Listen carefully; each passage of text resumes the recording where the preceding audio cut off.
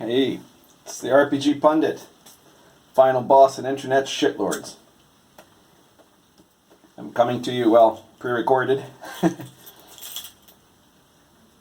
And my cat's with me here, but she's just off the edge of the screen.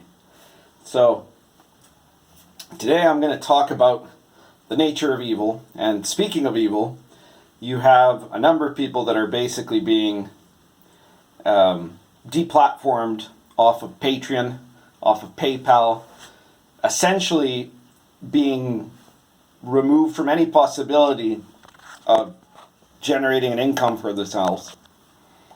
And you know that if these people, if they went to work at a McDonald's, then this same group of totalitarians would go and hound them there and make them be fired, or, wherever they went to work. The goal is literally for people to starve to death, right? That's what they want. Just the fact that they don't have the power to put you into a gulag doesn't mean that they don't want to put you into a gulag, right? It's the intent that's what matters. So yeah, this is something that's happening, and I wanted to talk about this in the context of my own Patreon account. I do have a Patreon account. You'll see it in the description probably. And about half of the people that were there. I mean, it was never a popular account, right? I set it up a few weeks ago because there were some people that wanted me to get one. They said that we want you to have one. We want to support you on Patreon. Okay. And, those people did, and pretty much no one else did. And now some of those people aren't anymore because there are people leaving Patreon in protest to the fact that Patreon is now essentially deplatforming people for purely ideological, political concerns that have nothing to do with their terms of service, that have nothing to do with anything that someone would definably conceive of as criminal speech. And so, good on them. That's right and proper. And as far as I'm concerned, there's still people that are supporting me on Patreon, so as long as they want to do that, okay, fine. It's like literally whole dollars, right? So it doesn't matter one way or the other. But you can bet, and I know that a lot of you who are fans of mine, who are subscribers, probably didn't support me on Patreon for two reasons, right? One I'm going to get to in a moment, but the other one is because you're opposed to Patreon on principle, right? Because we already knew that Patreon was essentially an SJW company. We already knew the type of people that get on Patreon and are, the desired customer base of Patreon. And so you didn't go for it, right? And that was perfectly understandable. So what I'm going to do is, I promise you, from what I've heard, apparently, Jordan Peterson, who is, I'm pretty sure he's on a quest for immortality at this point or something. In the old basic expert rule cyclopedia D&D, when you hit 36 level, after that you go on a quest to become a god, right? You go on a quest for immortality. Well, I'm pretty sure he's doing something like that, because how the hell can he be doing all these things at once, right? But apparently he's trying to set up an alternative to Patreon and that sort of thing, which cannot be blocked by the SJW forces. And if that comes to pass, then I'll definitely open an account there. I imagine it'll be much more popular than my Patreon account ever was. But here's the other thing, which is that there's another way you can support me, right? And I think that's the way a lot of you are doing so, which is the purchasing of my products, right? Whether it's full-size games like, Lion and Dragon, or supplements like Cults of Chaos, which is an incredible toolkit for constructing your own villainous groups of heretics and witches and cultists and chaos worshippers and elf worshippers and all this sort of thing, right? It's all kinds of evil occult groups that you can use in your fantasy game. So whether it's buying those or whether it's buying my weekly RPG Pundit Present series, where I put out a supplement a week on PDF, and it doesn't cost all that much. So I know that some of you are probably just buying my stuff, which is frankly what I want most, right? So if you're doing that, then please continue doing that, and I'm very happy for it, right? And if you haven't been doing that yet, you wanted to support me, you didn't want to use Patreon. Well, you know, in the first place, there's also a PayPal button that you can reach from my blog. So if you want to support me on PayPal instead, I'd be very grateful. But if what you want is something where you get something immediately in return, then check out RPG Pundit Presents and look at the issues. There's 59 issues now, I think. We're about to hit the 60th issue. And it's by Presses Intermedia, but you'll see a link. There should be a link, I think, in the description of this video. And you'll see there all kinds of issues that you can check out on different subjects, all in the OSR, of course, but, you know, stuff that you can use in your D&D campaign. And the average cost, well, I mean, they vary from like 99 cents for some of them to like $2.99, I think, or $3.99 for the really big ones. So they're all very affordable. So you can do that instead, right? And I think that's what a lot of people have done. But if you really want to support me right now and don't want to use Patreon, then check out the PayPal link, and that'll be gratefully received, of course. And if I get a certain amount on PayPal and Patreon, all that put together, then I'll start doing videos more often, which is really the reason I set up the Patreon, was to test to see if I could, if people were interested in me doing more videos. And it's kind of hard to gauge that with the RPG Pundit Presents, because, you know, some people probably have never watched a video of mine and have bought that on, you know, on RPG Now. But I don't know. I'm going to think about how I'm going to do this. But if I see a big jump in sales of the RPG Pundit Presents products, or of course, if someone sends me something from PayPal or on Patreon, any of those, I will count them to the total, right? And if we get to where I'm routinely getting, you know, a certain amount every month, then I'm going to start doing more videos. And in fact, if you want to be more specific, if you want me to do like a live stream or something, then add that as a note, you know. Anyway, this could almost be a video in and of itself, but I don't really want to do a video that's just about, you know, complaining about SJW antics, completely divorced from the actual playing of the game. At least not one that ends up sounding too much like an advertisement for myself. So we're talking about evil here. I bet you that a lot of the people who are trying to do this Patreon censorship, this blacklisting of people who don't think like them, you know, there's probably very few of them who are literal psychopaths, right? Who are literally just wanting to get to destroy people's lives just because, right? And I'm sure that there's a few who really do believe in a sincere way that what they're doing is something truthful and virtuous, right? That they're somehow, that, you know, bringing on the Marxist revolution will create a utopia, this time for sure. The other 100 times it's failed, but this time, if we can just get rid of all the right-wing shitlords, and if everybody will listen to me, then I'm going to get to be the one that would run the communist dictatorship that would work, right? And they might really, really believe that. But I think that most of these people are really people who are doing stuff for fairly banal and petty reasons. So here we have a situation that is kind of funny in how people have been encouraged, you could say, to run villains.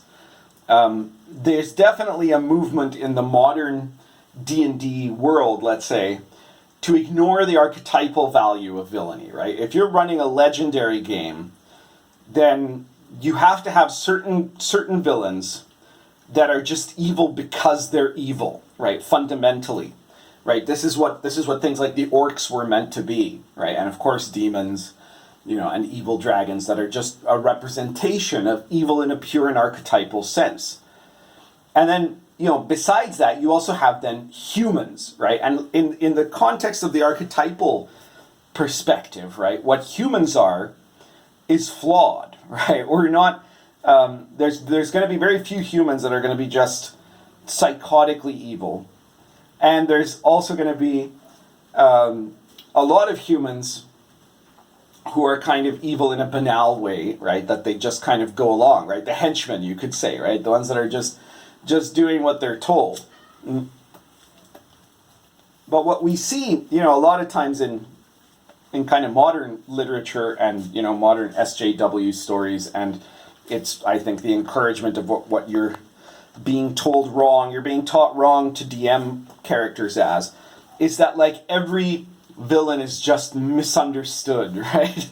That they've actually, it's because they were oppressed or bullied or something like that, and so then they've become villain, and they've got some kind of terrible hurt inside, and that's what makes them bad, right? And that's just, not only is that usually bullshit as a reason in real life, right? But it's also certainly bullshit from the point of view of trying to make RPGs connect to legend, right? To have these symbolic concepts that will instantly connect with your players. And I mean, if you want to run a game that feels just like mundane, right? That it feels just like, oh, there's my other cat.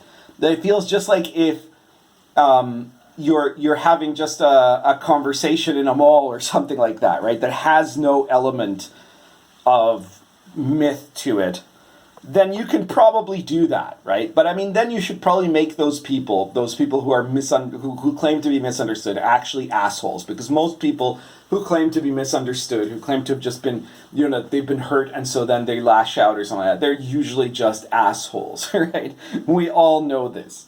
So there's those, and then there's, these purely psychopathic villains that are just, that have no sense of self-preservation usually. And I think some of this is to blame, connected to the fact that modern editions of D&D don't have morale rules, right? So a lot of the monsters are just supposed to keep attacking until they're all dead, which is also not good. If there's one thing you should bring back to your game, if you're playing D&D 5th edition or, one of the later editions, there's one thing you should look up how to do it and bring it back into your game. It's morale rules. Morale rules will change the realism level of all your game, especially during combats, obviously, but in general.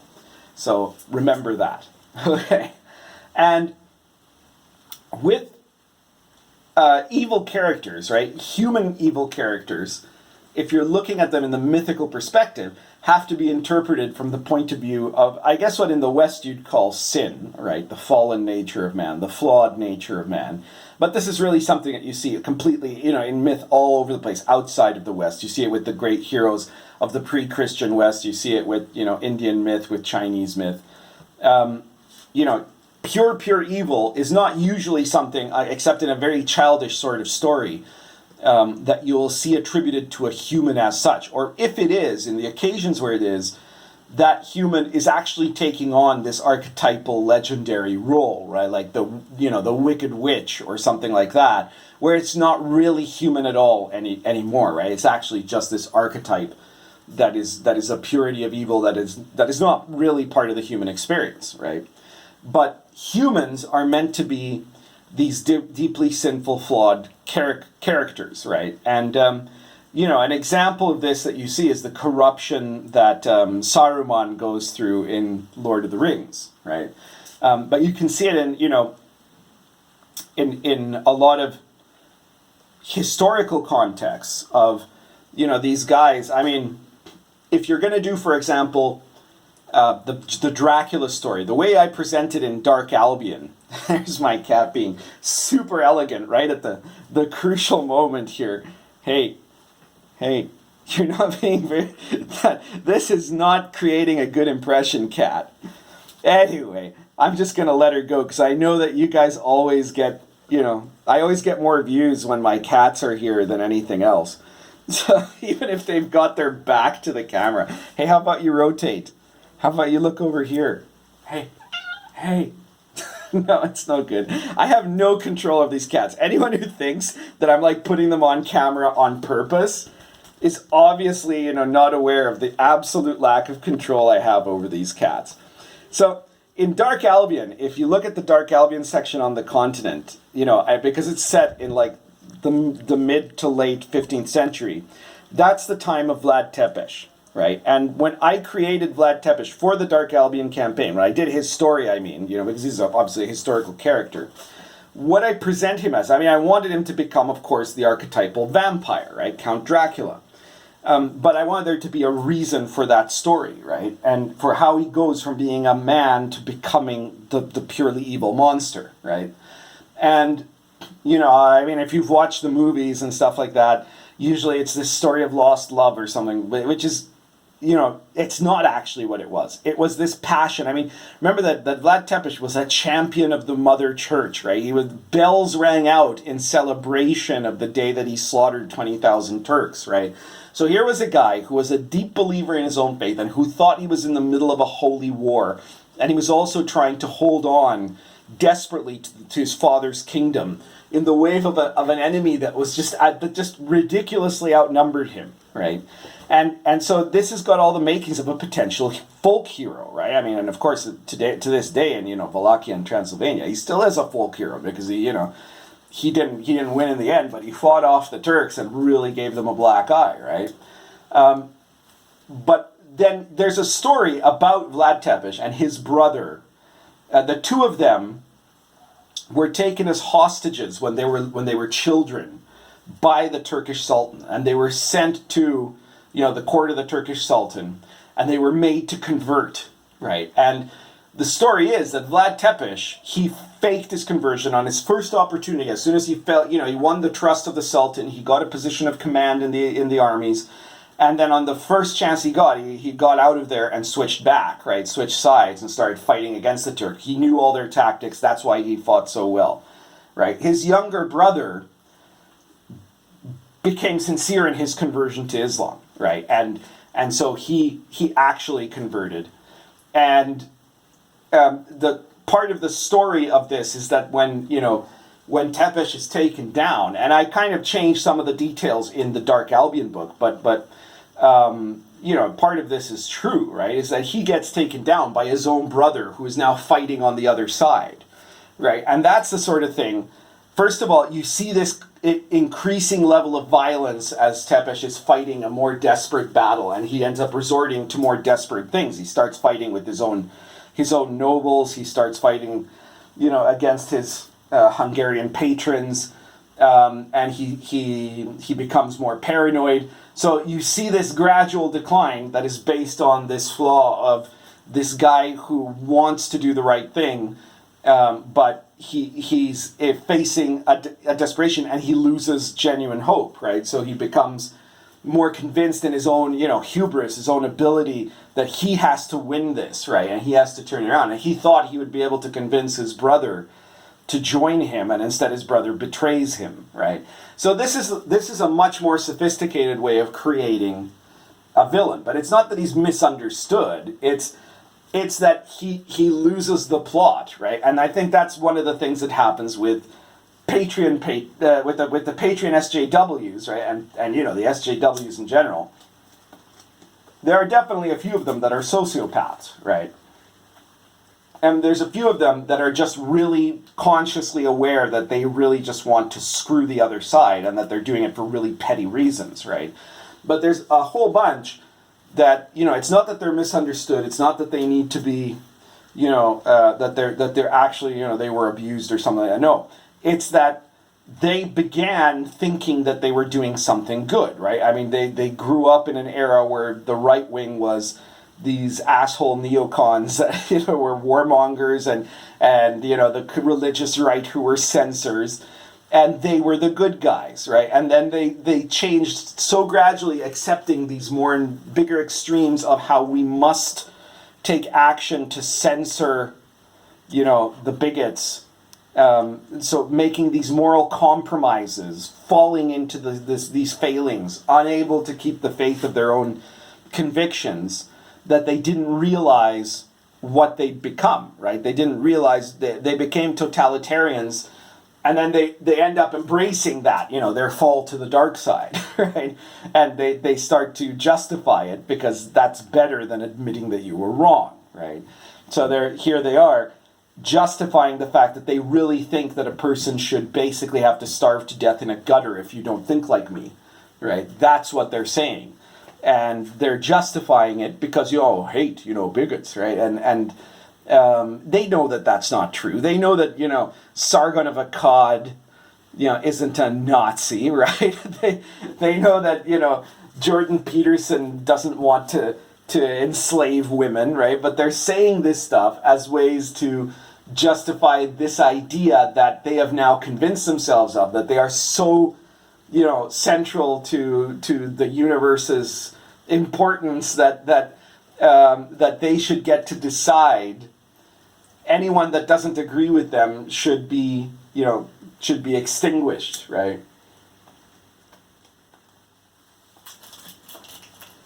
So, okay. Evil in D&D. What I'm saying for the TLDR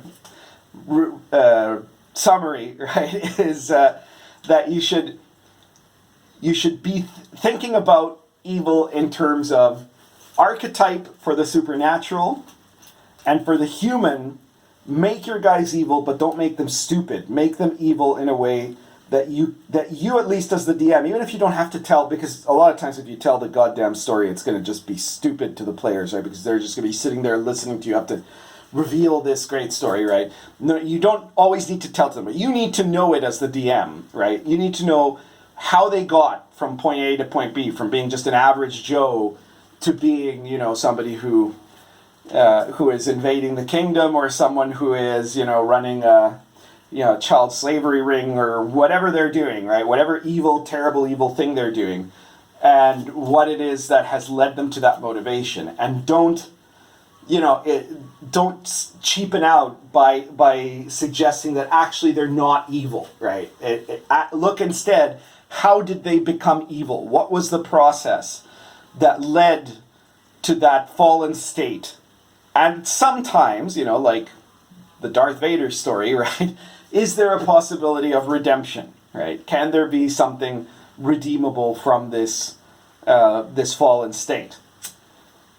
And that's the sort of stuff that'll make your campaigns more epically interesting. So that's it for today. I don't think I need to tell you to support me on on Patreon and PayPal and whatnot. We did that at the start today. But there's one other thing. If you don't want to support me monetarily in any of those ways, even buying my books, but I mean, what's wrong with you if you don't want these books?